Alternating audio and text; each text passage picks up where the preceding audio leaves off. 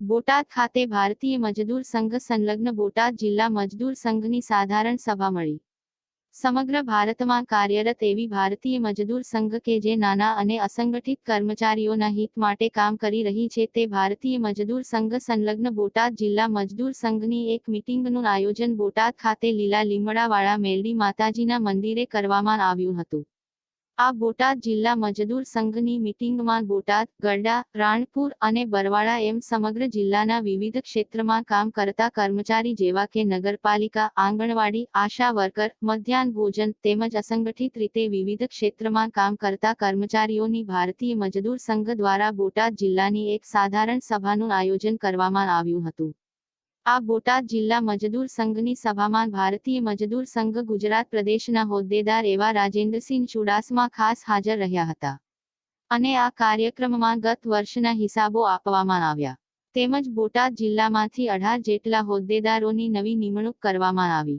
તેમાં ખાસ કરીને રાજુભાઈ ડેરૈયાની બોટાદ જિલ્લા મજદૂર સંઘમાં પ્રમુખ તરીકે વરણી કરવામાં આવી હતી તેમજ વિવિધ હોદ્દેદારોની પણ વરણી કરવામાં આવી હતી। આ હોદ્દેદારોની નવી થયેલ વરણીને તમામ લોકોએ આવકારી હતી અને હર્ષથી વધાવી લીધેલ।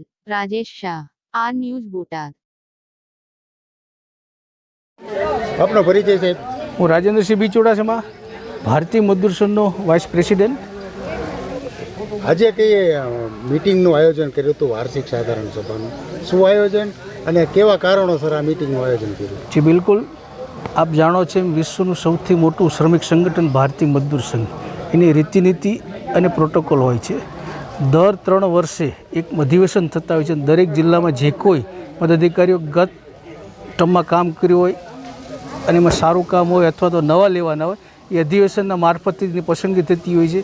એ મુજબ ભારતીય મજદૂર સંઘના આદેશથી પ્રદેશ ઉપપ્રમુખ તરીકે મારી હાજરી અને પ્રદેશ મંત્રી તરીકે સમીરભાઈની હાજરીમાં આજે બોટાદ જિલ્લા ભારતીય મજદૂર સંઘમાં આંગણવાડી, આશા વર્કર, નગરપાલિકા, ટેક્સપિન સહિતના લગભગ અંદાજે 33 યુનિયનોના પ્રતિનિધિઓ હાજર રહ્યા અને ખૂબ જ વિશાળ સંખ્યામાં ભારતીય મજદૂર સંઘની કામગીરીને ખાસ કરીને શ્રમિકને લગતા અન્યાયો સામે કઈ રીતે લડી શકાય અને શ્રમિકોને ફાયદો કઈ રીતે કરી શકાય એ માટેની એક નવી ટીમ તૈયાર થઈ છે। એમાં રાજુભાઈ ડેરિયા પ્રમુખ તરીકે, કુલદીપભાઈ ધાંધલ મંત્રી તરીકે અને એમની સાથે ટીમ કનકબેન છાપરા છે આ મંત્રી તરીકે અને દિલીપભાઈ ખાચર વરિષ્ઠ તરીકે એમની નિમણૂક થઈ છે।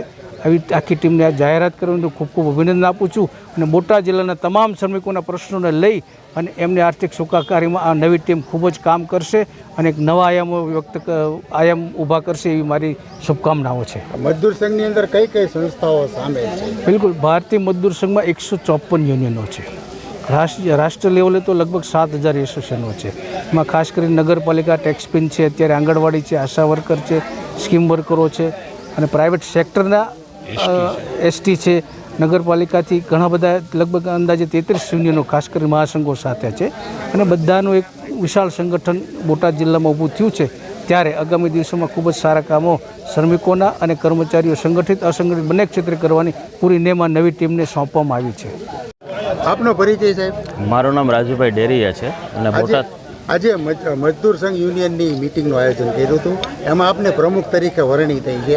આપને કેટલી ખુશી, કેટલો આનંદ અને પ્રમુખ તરીકેની જવાબદારી મળ્યા પછી કેવા કાર્યવાહી કરશો?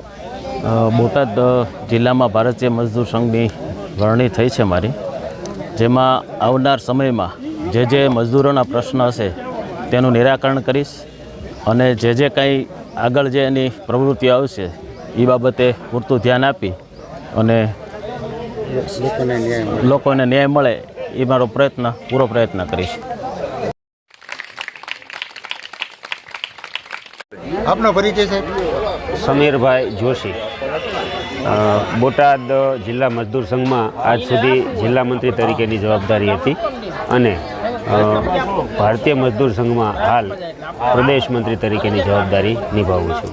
આજે કઈ મીટિંગનું આયોજન કર્યું હતું, કેવા કારણોસરની મીટિંગ હતી અને એમાં શું શું રજૂઆત થઈ? ભારતીય મજદૂર સંઘની સાથે બોટાદ જિલ્લા મજદૂર સંઘ જોડાયેલો છે અને ભારતીય મજદૂર સંઘના સિદ્ધાંતો અને કાર્યપ્રણાલી મુજબ દર વર્ષે જિલ્લા સંમેલન અથવા સામાન્ય સભા જેને કહી શકાય એવું દર વર્ષે સામાન્ય સભા બોલાવવાની હોય કે જેની અંદર વર્ષ દરમિયાન સંઘે યુનિટે કરેલી કામગીરી, વર્ષ દરમિયાનની આવક જાવકના હિસાબો વગેરે રજૂ કરવાના હોય છે અને આ પારિવારિક સંગઠન છે સૌની સહમતિ મળ્યા પછી એ મંજૂર થતા હોય છે. એટલે આજે સામાન્ય સભા જે હતી એની અંદર વાર્ષિક કામગીરીનો રિપોર્ટ રજૂ થયો છે અને વર્ષ દરમિયાનના આવક જાવકના હિસાબો રજૂ થયા છે અને આવતા વર્ષ એટલે કે આમ તો ચાલુ થઈ ગયું વર્ષ 2024 માટેની નવી બોટાદ જિલ્લાની ટીમની પણ વરણી અહીંયા સર્વસંમતિથી કરવામાં આવી છે.